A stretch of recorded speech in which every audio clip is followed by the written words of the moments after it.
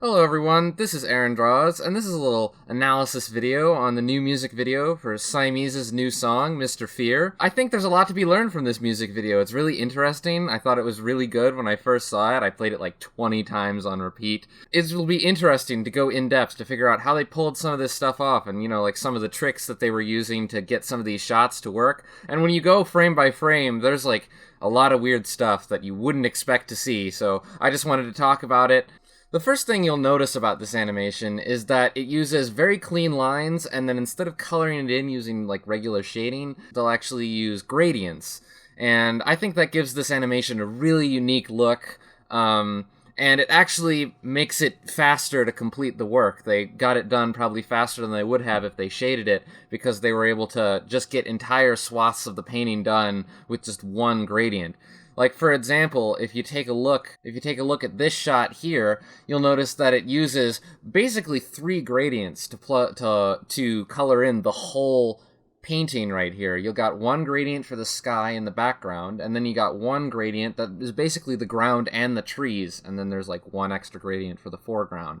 And this foreground looks like it appears to be on a separate layer, but I'm not actually sure, because if she runs here, she never actually crosses any of the foreground. Like, you think she would cross right here, but then in the next frame, she's not crossing the leaves in front. So you can't really tell if that foreground piece is actually in the foreground or if it's all on one layer. But if it were me, I would probably put it on a different layer. Another more complicated example of their use of gradients would be this fantastic opening shot here. It's towards the beginning of the piece.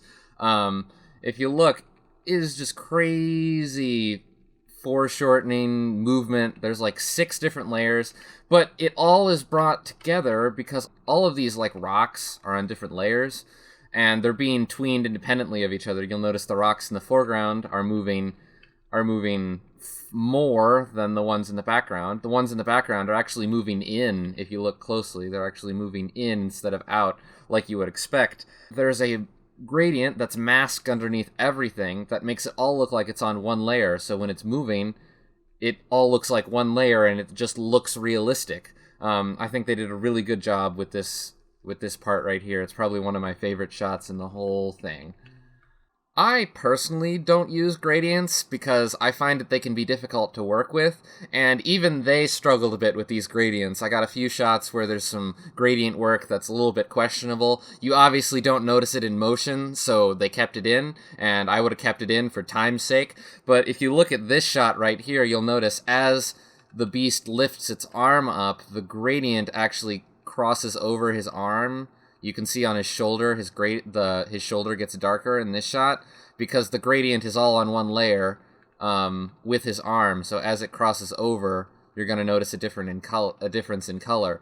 But once again, there's unique stuff that you can do with gradients as well. Like this shot for this explosion here, they're actually tweening in, they're crossfading between 2 different gradients. We got this dark orange gradient right here, but then it becomes a lighter gradient when the explosion happens, and then as the explosion ends here, you'll notice it gets sucked right back into the orange, so you'll notice the change right here and right there, which I think is a really easy way to do this explosion. I think that was very, very smart of them to do it in this way, because if they had to shade this, or if they had left it just the same color, it probably wouldn't have had the same impact as it did with this.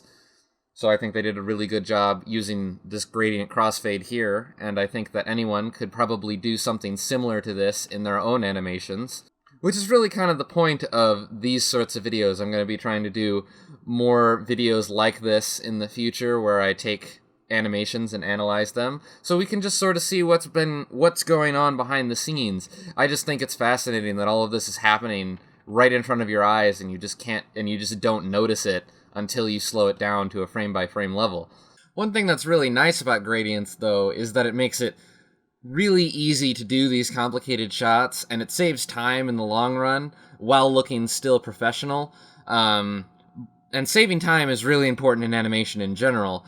Like, for example, this one shot where they're running in the foreground here, where this guy sort of like warps into this vehicle. You'll notice the guys running in the foreground, This frame right here of this guy who's sort of in the midground is the exact same frame right here as the guy in the foreground. So I'm pretty sure that this cycle is exactly the same. It's just staggered timings and one slightly zoomed in. So it appears like there's two guys running, and that saved a crap ton of time so they didn't have to draw more than one guy. And it goes so fast that you don't even notice it. And really, your eye is focused on the guy in the background getting into the vehicle, so you don't even focus on the guys walking in the front. So this was a great time save. What baffles me, though, is the times where they don't cut corners, and they just do completely fresh drawings for random scenes, and it always surprises me. Like, for example, this scene right here, I could have sworn that these two shots were identical to each other, just one is flipped. But no, they're completely separate. I have them set up back to back here. You'll notice that they have completely different timings and completely different frames. I tried to line up the explosion here to be at the same time, so you can kind of see they are doing different things at different times. So yeah, these are completely fresh drawings, and I could have sworn that they would have used the exact same animation. They totally could have gotten away with it, but they just decided not to. Another example would be this scene right here. This vehicle in the front I thought was just being tweened slightly, but it's actually completely fresh drawings. You'll notice it's changing its angle a little bit. If you look at the black line underneath the windshield, you'll notice that it gets thicker in this frame here, showing that it's slightly moving into the background as it moves along, which adds a really nice subtle touch. You don't even notice it in full motion, which really surprised me that they went through all this extra effort to put in this slight movement to this piece, but I think it looks a little bit better in the end, and I'm glad that they did it. To end this video, I want to talk about 3 of my favorite shots in this whole piece. I believe they're the most technical. If I were to pick out of all of the shots in this animation, I'd say that these, 3 shots are the most complicated, and I really wanted to dive deep into these, because I think what they're doing in these shots is really quite interesting and shows some unique ideas on how to get certain shots to work. Like, for example, this first one, this speeder in the foreground is actually not moving at all. Like, it is constant, it is in the exact same spot. The guy on the speeder is leaning forward a little bit. He is moving, but the speeder is actually completely stationary throughout this whole motion. All of the buildings, however, and everything else are tweened slightly. The entire city in the background is moving slightly to the right.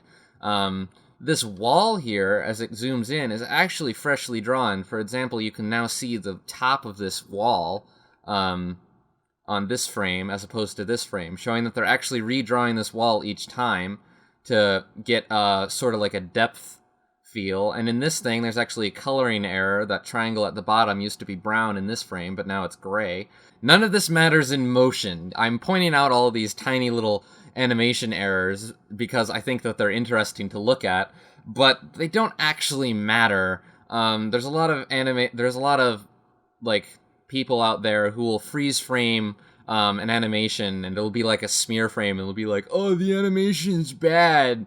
But that doesn't mean it's bad. If it looks good in motion, it doesn't really matter what they did, but it's just interesting to look at these tiny coloring errors and just stuff. They were so busy, or they were so hard pressed for time, and they were working so fast that they didn't even notice that they didn't even color in a section, because that's just how fast they're having to work. This next shot, I'd say, is even more complicated than the previous one, because everything is moving. The speeder's moving, the guy is moving. There's 4 different layers for all of the buildings. You can see them all being tweened independently. This bridge in the foreground here is actually completely frame by frame. There's barely any tweening to it at all. You'll notice it'll tween, and then a frame, and then it'll tween, and then a frame, and then tween, and then a frame. Because it's moving in 3D space, so they had to do it like this. Because you'll notice that you don't really see the top at the beginning, but then you'll see more and more of the top of the bridge as it gets closer. There's actually another coloring error here that proves that it's frame by frame. You'll notice in this frame, that little decal on the bridge all of a sudden has a green eye as opposed to, I guess that's orange. And that's just for one frame and then it's gone again. Another thing about this that I like is this smear frame right here. He's pressing off from the ground, sort of like an anticipation. There's a smear, but then there's another resting pose, and then there's like 2 frames, and then he smacks this building off.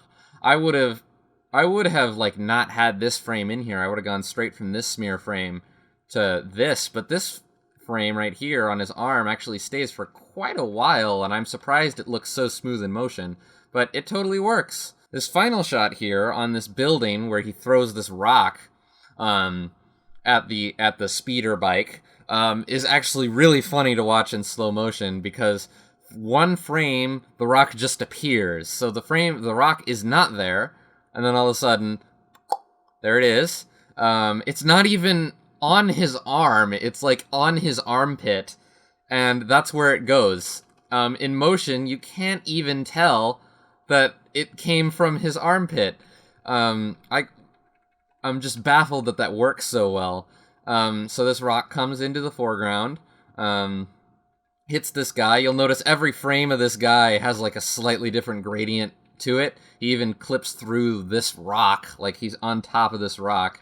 But once again, you don't notice any of this in motion. Another thing to note about this is the highway that they're driving on isn't barely moving at all. The only thing that indicates that they're moving along the highway are these lines on the highway that are moving across. So you'll see the line is following the road, and that's the only way you can tell that the road is moving at all in motion, because it's actually just slightly tweened to the left. Like, I'd say that the entire left half of this entire shot right here is slightly tweening to the left, while the buildings are tweening to the right. And you'll notice that the one building, sort of in the midground, is moving faster than the buildings in the far background, so it's actually on 2 layers. But yeah, this is just amazing. I'm surprised how well this works in motion. I can only imagine they were able to do this frame by frame, just like they just did it. There is no real way you could plan that shot out, because he's going into space, he goes backwards, farther into the background, and then he rolls forward, tumbling like a crazy madman. And then there's a twist here, and he goes from here to here in 1 frame, and it looks completely smooth. Like, I mean, Another thing to note here is this guy in the foreground didn't have a gradient on his helmet for the entire turnaround until one last frame. They're just like, oh, we forgot the gradient, put it back on. So I think that's really funny. And I can't really end this video without talking at least a little bit about the framing and the composition as a whole on this animation. At the beginning, a lot of things are masked out by this yellow background, so that you only see the important things. And another cool thing to note is the alien guy is almost always on the right side, or the left side of the screen, where the girl is almost always on the right side. And the white mask doesn't disappear until they combine, which makes a great symbolic message that they're not one until they've combined. I know that's kind of meta, but you kind of got to think about these things when you're making these sorts of animations, and I like that they went through the extra mile. For example, they masked the Beast until they combined. They had shots of the Beast, but it was masked out, so you couldn't really see his face. You could see the damage that he was causing, but you could never actually see his face because it was always masked out by this yellow. And I haven't really dug deep enough to figure out why they chose yellow. Maybe yellow because yellow is fear, and it's Mr. Fear. So that would probably be the most obvious reason for why they chose yellow as the mask, but they could have chosen any color for the mask, really. And I think it works either way. Anyway, that's all I have to say on this animation. Let me know if you liked this video.